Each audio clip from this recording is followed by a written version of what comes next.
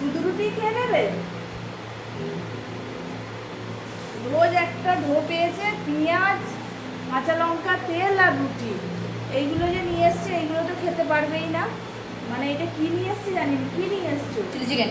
একটা কাজ আমার ভালোই করে, মানে মাঝে সাঝে বেশ ভালোই করে বন্ধুরা। ও আমাকে না বলে খাবার নিয়ে চলে আসে, এসে পরে মানে আধ ঘন্টা পরে 1 ঘন্টা পরে বলবে স্বপ্না তোমাকে রান্না করতে হবে না। আমি কেন রান্না করতে হবে না? বলবে রান্নাঘরে গিয়ে দেখো কি রয়েছে। আজকেও তাই করেছে।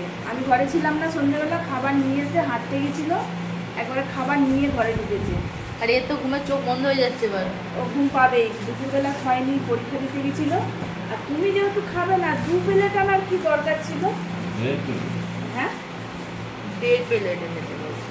1.5 প্লেট। হ্যাঁ। যাই হোক, রুটি আর চিলি চিকেন নিয়ে এসছে 2 প্লেট। আর কর্তামশাই 2 প্লেট নয়, 1.5 প্লেট, মানে 1 প্লেট আর একটা প্লেটের হাফ। যাই হোক, আমি বলতে ভুল করেছি। আর 2টো প্যাকেটে রয়েছে বলে ওই জন্য আমি 2টো প্যাকেটে ওই জন্য 2 প্যাকেট বলছো? ঠিক আছে। বললাম একটু কিছু তরকারি করি, বললো না করতে হবে না। কাঁচা লঙ্কা পেঁয়াজ। পেঁয়াজ এখন মানে একটা মানে এ পেয়ে গেছে, ঢো পেয়ে গেছে।